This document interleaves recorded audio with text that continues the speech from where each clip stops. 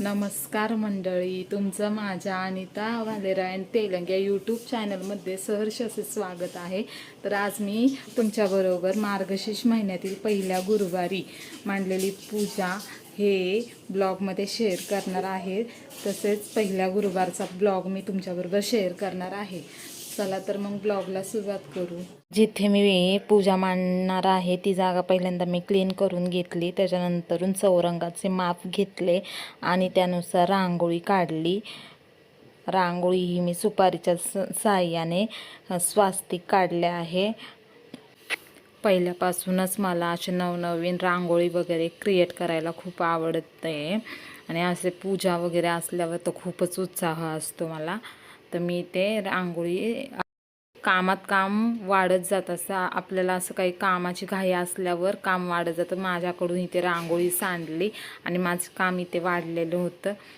तर मी तेच रांगोळी यूज करून रांगोळी पूर्ण केल्यानंतर ती भरली. इथे माझे स्वास्तिक पूर्ण काढून झाले आहे आणि मी त्यात कलर भरले आहेत आणि ते पूर्ण काढून झाल्यावर खूप सुंदर असे दिसत होते. कोणतीही पूजा असल्यास त्यामध्ये रांगोळीला खूप अतिशय असे महत्त्व आहे. छोटीशी केव्हाही रांगोळी काढली पाहिजे, त्यामुळे छान असा लुक येतो. आता इथे माझी रांगोळी पूर्ण झाली आहे आणि आता मी तिथे चौरंग बांधलेला आहे. चौरंगावर लाल वस्त्र अंथरलेले आहे, ते मी व्यवस्थित अंथरून घेत आहे. आता मी त्याच्यावर तांदळाच्या साहाय्याने वर्तुळ काढून घेणार आहे कलश मांडण्यासाठी.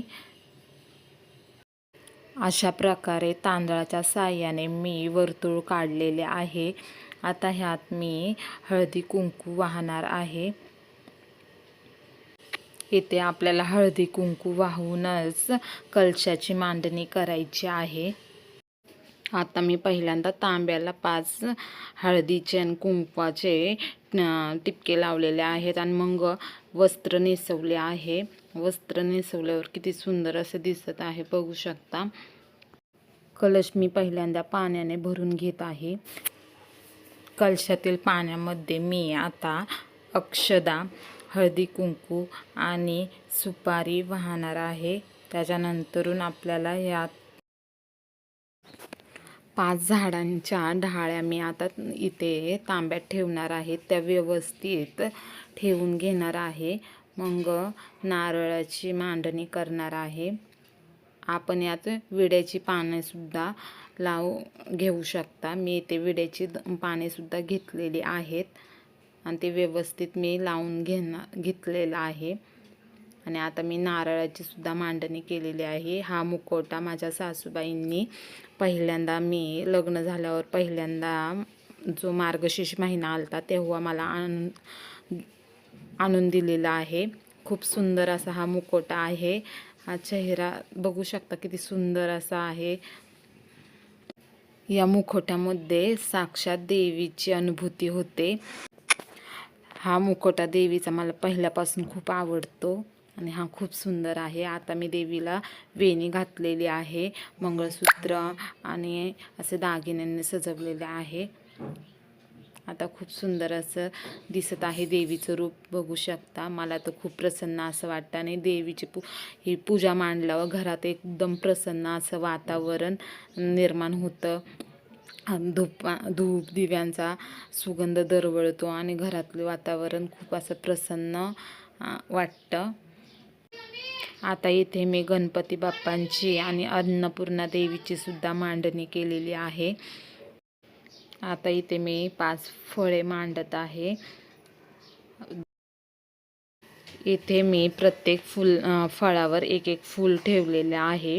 ह्यावेळेस मला रंगीबेरंगी अशी फुलं भेटलेली नाही, नाहीतर अशी कलरफुल फुले ठेवल्यावर पूजेला खूप सुंदर असा लुक येतो आणि मला असं मांडायला खूप आवडतं. बघू शकतात मी कशी पूजा मांडायला लागलेली.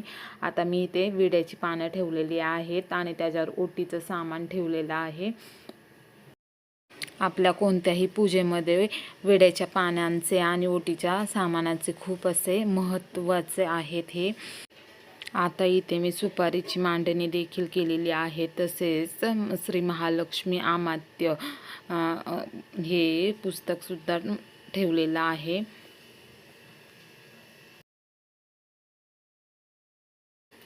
आता मी पहिल्यांदा सर्व देवांना हळदी कुंकू वाहून घेतलेला आहे.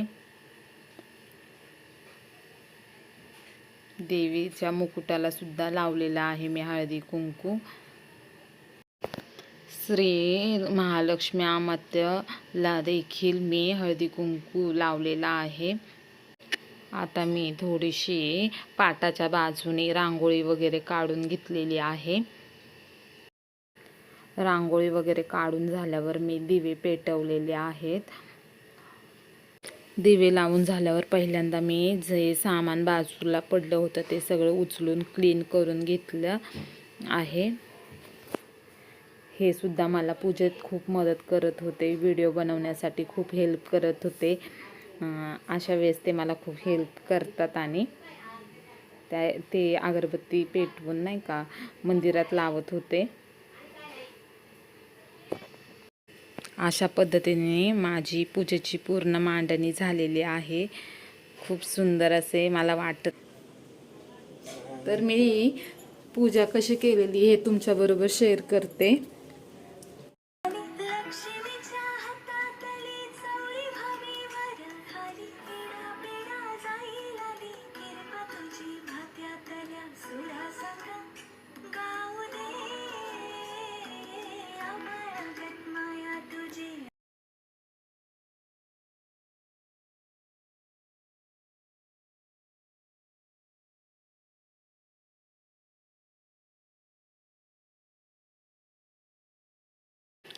आणि तशी 3 सांज झाली होती म्हणून मी दारात दिवे लावले होते, छोटीशी रांगोळी काढली होती. आणि आता मी श्री महालक्ष्मी अमात्य वाचायला बसली होती. महालक्ष्मीच्या व्रताची कथा, गुरुवारची कहाणी.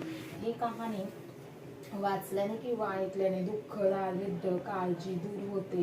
श्री महालक्ष्मीच्या कृपेने समृद्धी, संपत्ती, ऐश्वर्य, वैभव प्राप्त होते. मनीची इच्छा पूर्ण होते. श्री महालक्ष्मीची नावे, रूपे अनेक आहेत. सर्व भूताच्या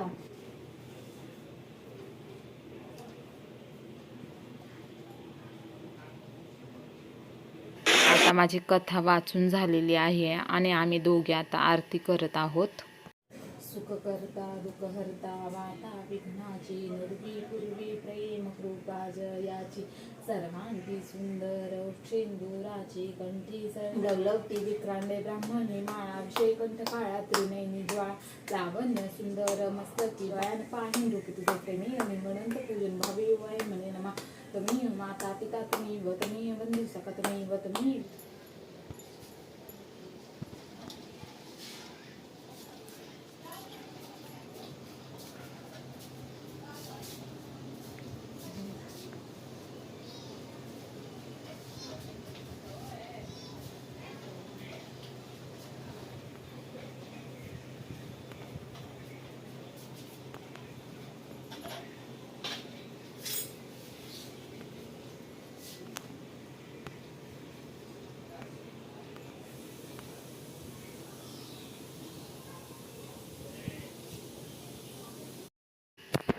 आरती झाल्यानंतरून मी देवीला नैवेद्य सुद्धा दाखवला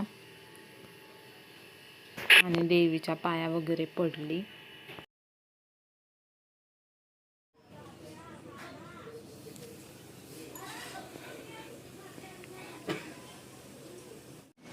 आता माझं सगळे पूजा वगैरे झालं, नैवेद्य वगैरे पण दाखवून झालं आणि चाळीत सगळ्यांनी हळदी कुंकाला बोलवलेलं, मी तिथं पण जाऊन आले आणि जेवण पण उरकलेलं आहे. आता आम्ही चाललेलो चाळीतल्या लेडीज आणि मी त्यांच्याबरोबर चाललेली आहे गाईला निवेद्य दाखवायला, नैवेद्य चारायला.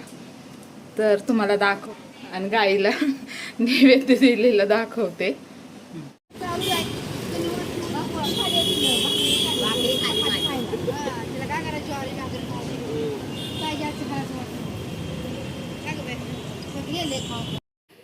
तसं तर गाईला नैवेद्य हा उपवास सोडण्याच्या आधीच द्यायचा असतो, पण सगळ्यांच्या घरी पूजेची मांडणी स्वयंपाक उरकून आम्ही उशिरा गेलो. म्हणजे तांदूळ काय होते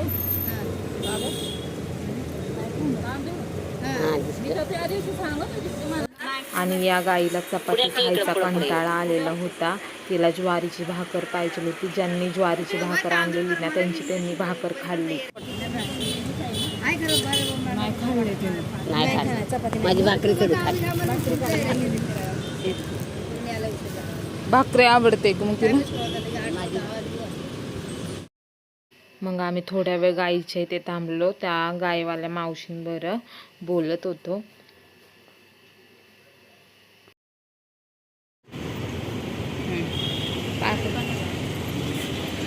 पल्लवीची मम्मी बसायला बसायचंच नाही आम्ही अशीच बसतो.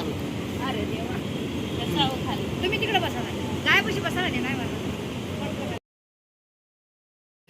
मग ह्या सर्व काकी गायीच्या पाया पडत होत्या आणि गाय तशी खूप शांत होती. तिला कंटाळा आला होता नैवेद्य खाऊन खाऊन. सर्व लोक तिच्यासाठी पुरणपोळी वगैरे काय घेऊन येत होते. तिला अजिबात चपाती नव्हती पाहिजे. तिला फक्त ज्वारीची भाकर हवी होती आणि आम्ही चपाती घेऊन गेलो होतो. सगळ्यांचं चालू होतं का नाही?